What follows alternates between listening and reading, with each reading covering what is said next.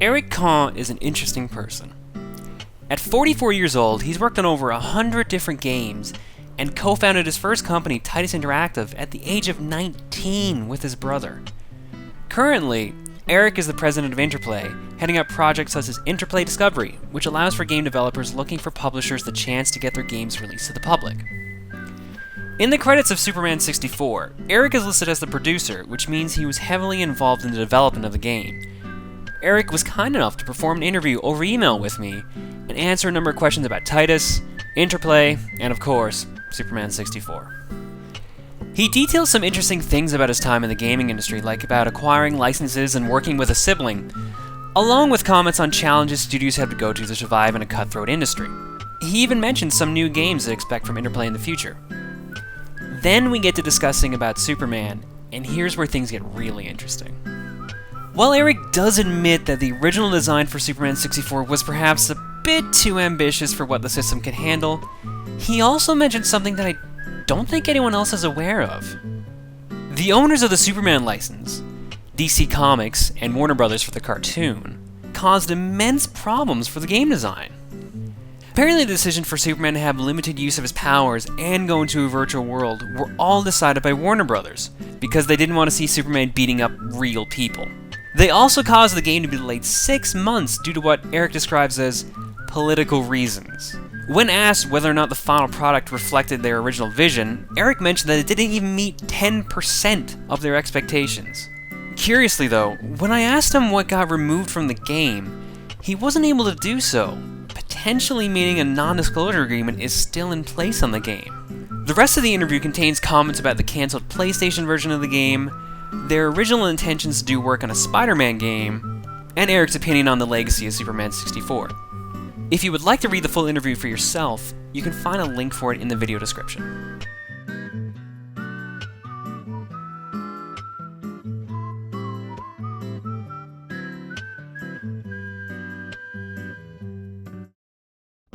Welcome to Lexcorp, where we're going to be taking the fight straight to Lex and finding out where all of our kidnapped friends are.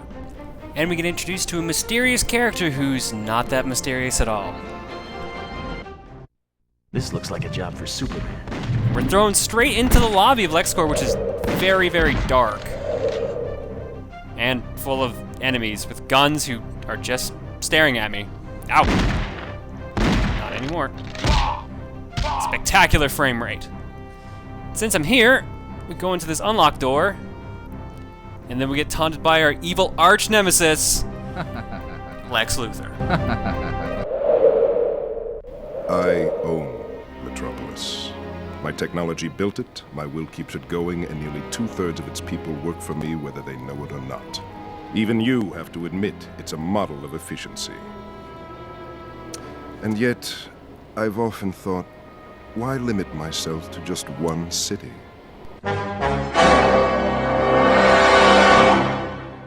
Lex Luthor is an asshole. No, really. Dude's a huge asshole. He doesn't have any superpowers, but that dude will shank you if you even look at him the wrong way. Alexander Joseph Luthor grew up in the slums of Metropolis and started his fortune by secretly signing his parents up for an insurance policy and then cutting the brakes in their car. He used the money from the insurance policy to go to MIT, where he got a master's degree in computer science, and then sold his technology patents to become a billionaire by age 20. Nowadays, Lex owns Metropolis and has the majority of criminals, politicians, and policemen in the city on his payroll. He fronts as a humanitarian so people don't know he's involved in any illegal activities, and Superman isn't able to get him arrested since Lex outsmarts him at every turn. He's basically the Kingpin from Marvel Comics, except he doesn't have to put up with Spider-Man cracking fat jokes every day. Lex was introduced in the comics 2 years after Superman debuted in 1938. Originally he started off as a mad scientist who loved purple tights and stealing things. In fact, one time, when no one was looking, Lex Luthor stole 40 cakes. I know, he took 40 cakes! That's as many as 4 10s! And that's terrible. Eventually, comic book writers turned him away from his cake-stealing ways and turned him into the businessman the majority of people know him as today. He even got elected President of the United States in one comic series, which really begs the question, what the hell is wrong with people in comic books? Lex is easily the best known of Superman's villains. He's been featured in pretty much every live-action Superman movie and TV show, and he's been played by some big-name actors such as Gene Hackman and Kevin Spacey. In the cartoon, he's voiced by Clancy Brown, who played the main villain in the first Highlander movie, and voices Mr. Krabs in SpongeBob SquarePants. Lex doesn't actually do anything at all in this game, except win. Constantly. He never loses. Ever. Even when it says Superman wins, Lex is still the winner because you're still trapped in the world. And don't even get me started on the ending of this game. Ugh, we're gonna get to that later. Lex was featured in 19 episodes of the cartoon.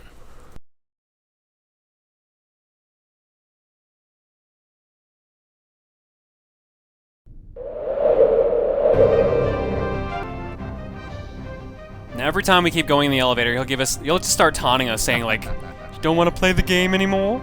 Are you bored of the game?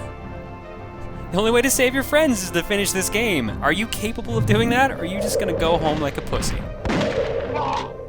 Man of Steel is no pussy. That's why he's gonna run over everyone. It's really comical how well that strategy works. Okay, so for this stage, we're going to be introduced to 3 power-ups we actually have not seen yet in the game. And I'm standing in front of the first one once I get rid of this guy. And that is Heat Vision. Heat Vision, I don't know how to describe it. The targeting is really weird. Imagine Resident Evil 4 style controls, like behind the shoulder, but you have to aim the laser and it's really awkward. And you can burn bushes. If you ever want to live out your Exodus fantasies, if you're a big fan of Moses, this is the game for you. Let's just take out the rest of the enemies here.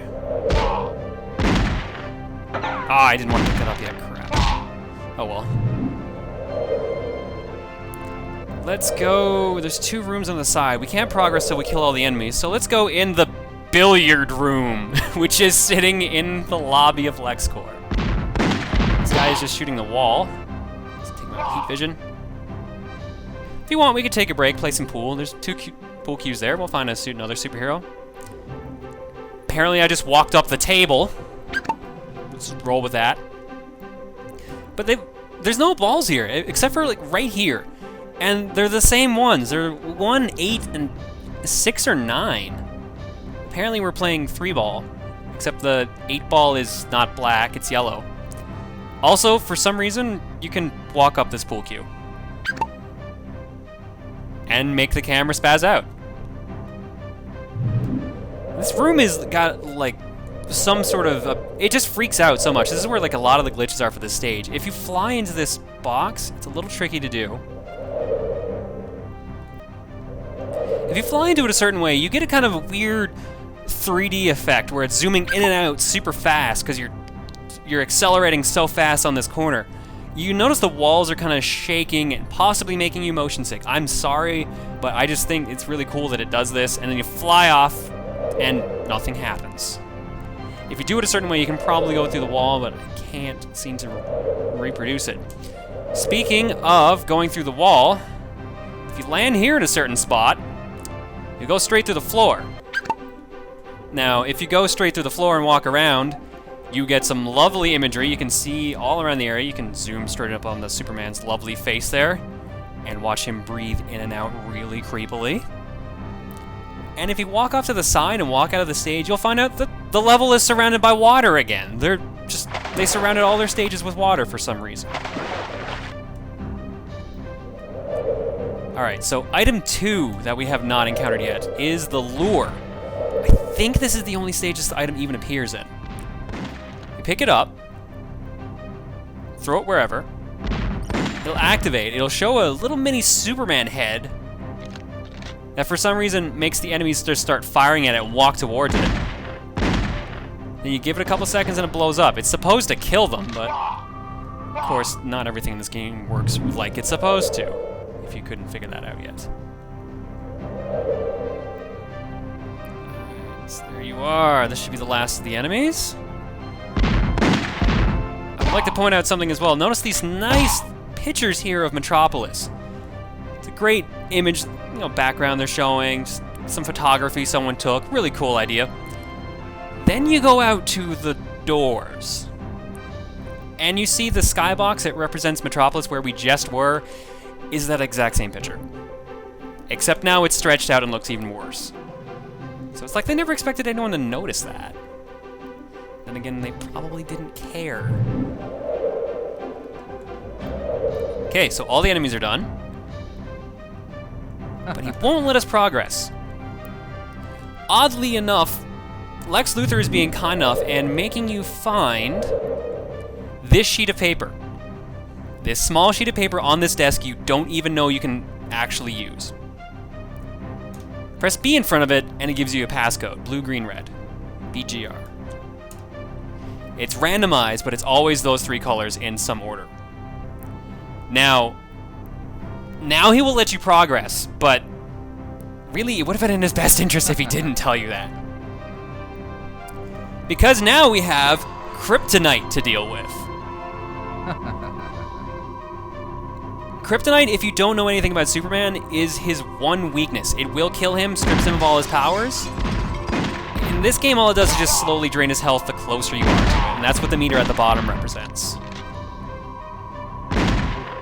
This third power-up is what we have right here. This is called the... I can never get this right. The Reprogrammation. Reprogrammation. Walk up to an enemy, press B, and they become your friend. Now they won't hurt you, but they'll hurt anyone else who's an enemy.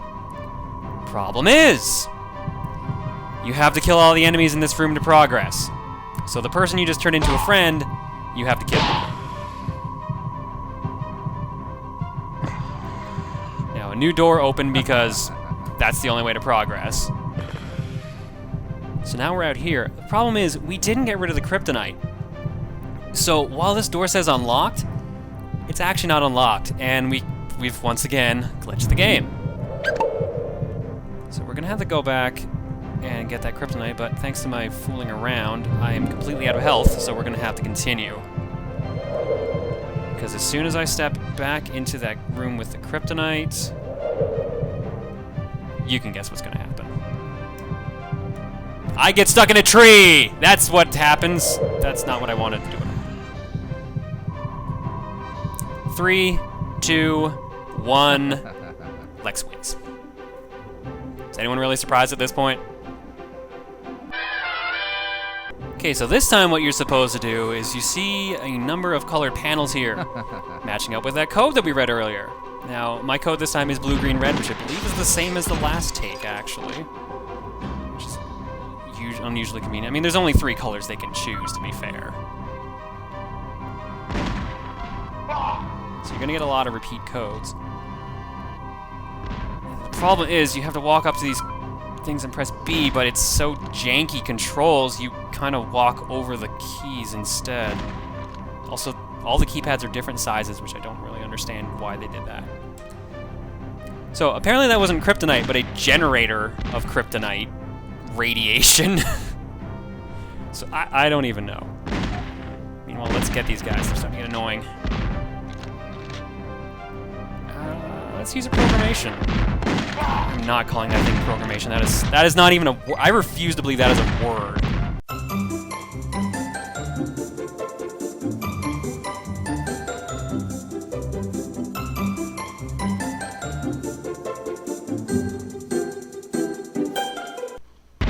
Go get him! Go get him! You are useless! Maybe not. Go get him, Charlie! Thanks, Charlie. That's a slap on the back for you.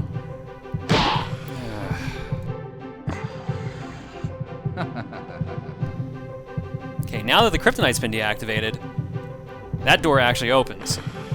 And some more enemies appear here, but I need to grab some health, which... no, it's still there. Wow. Surprise of surprises. I thought that usually disappeared. Okay, so let's move on to the other room. If you really want the... Well, never mind. I guess we're not progressing anymore. We've fallen through the floor. Again. Let's see where we can go this time. Can I go through the last locked door. See if we can do a shortcut on this stage. Maybe? Nope, camera's not appreciating that. Where are you? Where are you, Soups? There you are. There's your head.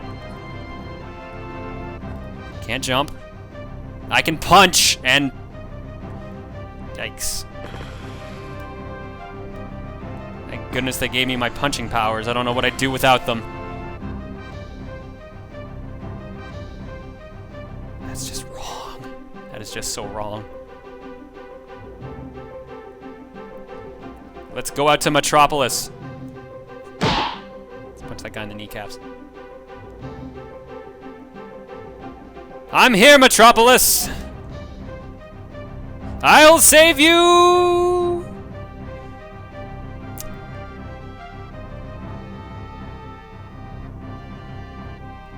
Yeah, let's restart.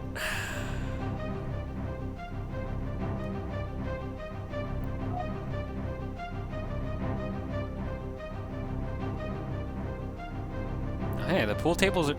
Wow! Dude! Mirror World! Hey, there's a guy there. Let's go punch him. Which Superman's the real Superman? Oh, no, he's gone. He's back. He's back. Can I go through the pool table?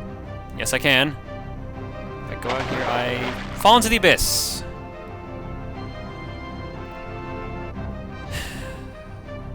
Restart. There's two weird things about this room in general.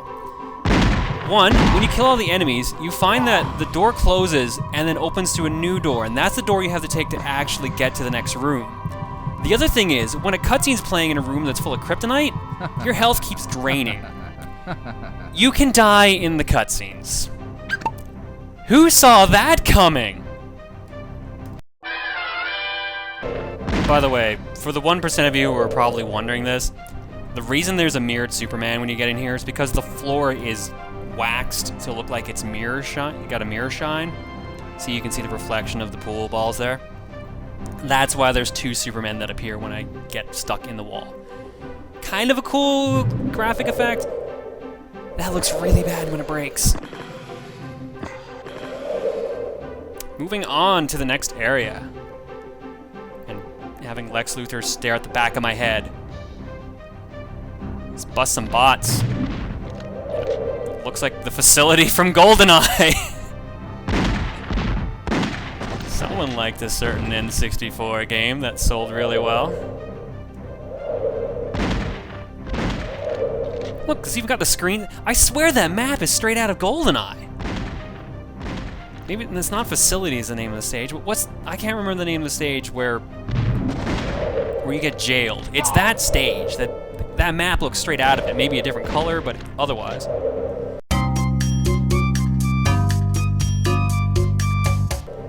Then again, it is a map of the world, so I could just be imagining it.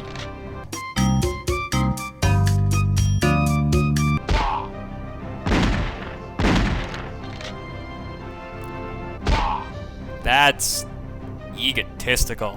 Why do you need 6 of your head to show up on a very bad static screen? Look at that. It's horrible. Moving on. Let's stop staring at TV.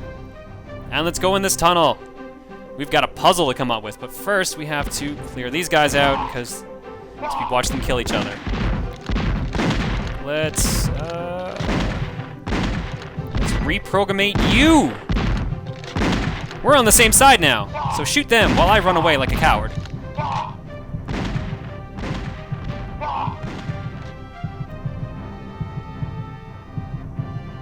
Good job, nameless villain. Now I'm afraid I'm gonna have to burn you to death. Thank you. Okay, so here we have our next puzzle, and this is actually kind of clever. I like this puzzle. So you have to walk up to one of these monitors and press B. You're given 3 minutes, and you have to spell out Luthor. Or Luthor, sorry. My pronunciation's not always the best. Now the way it works is they all change a certain amount of letters, but it depends on which button you're using. One button changes all 6 letters, one button changes 5, 4, 3, 2, 1, like that. So you have to get find out which does what, and then make it spell Luthor. Luthor. So, it's gonna bug me now. Great. So there, L-U-T. I am stuck in one of the computers. I need one that does 2. Or, no, there we go. H. Now, I can't, there's no real definite guide of which button does what, unfortunately. They actually are randomized, which I honestly didn't think they were going to think of that. I thought it was going to be the same buttons every time, but nope. Spelling out Luthor gives you an elevator access. And if you look around, you can see actually letters on here, on these certain panels. They don't actually spell Luthor at all. Well, they spell Luthor, but they spell it the wrong way, like T-U-O, etc. You can also, and I'm probably not going to be able to do it this first try, although I'm kind of stuck now. You can fly through here, or get completely confused. But we'll deal with that later. Let's go back to this half-open door. Did I pick up a health item over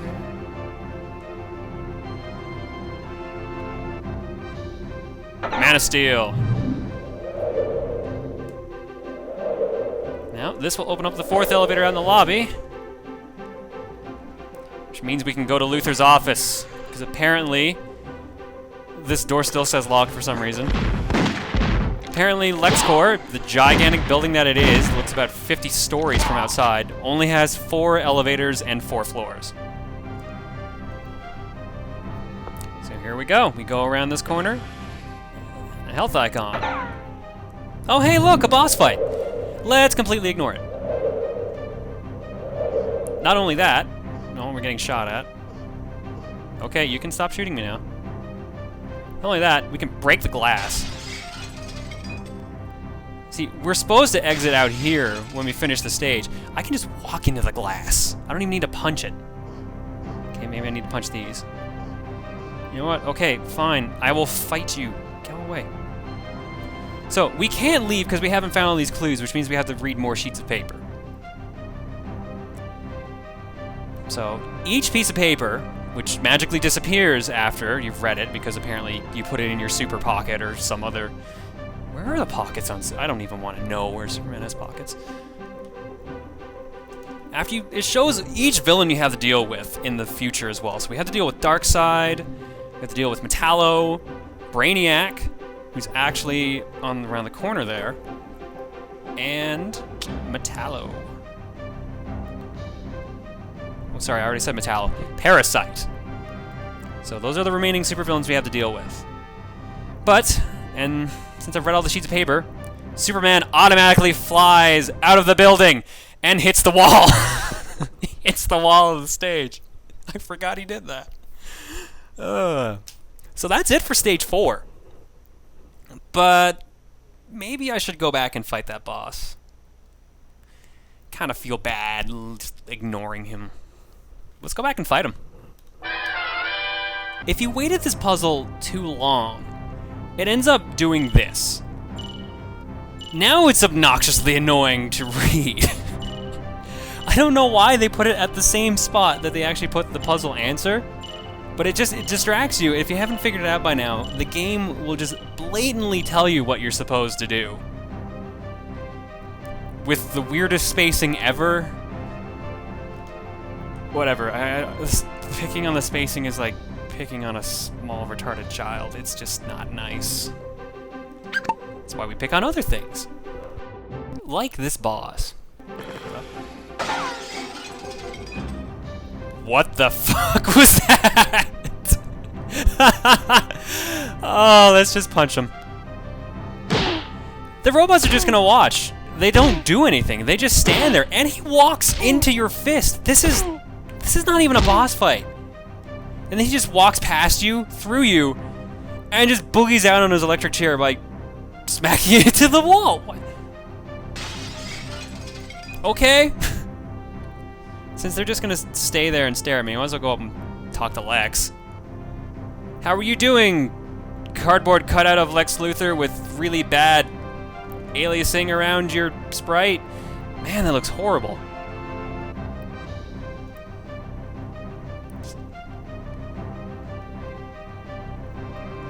Use Paint for crying out loud. It's like, that Microsoft Paint is that hard to figure out.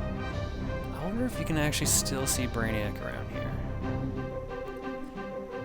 If you're wondering why I didn't suddenly give Brainiac a bio, it's because I don't want to like jam 2 long bios in one video. I'm gonna save it for the actual stage where Brainiac is a main villain. And come on, that was not a boss fight, not by any stretch of the imagination. He walked into my fist. And now apparently I can't walk upstairs.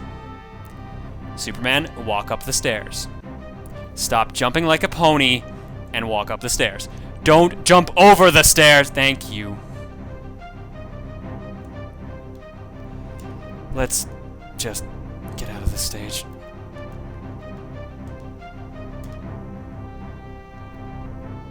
Fly, Superman, into that wall!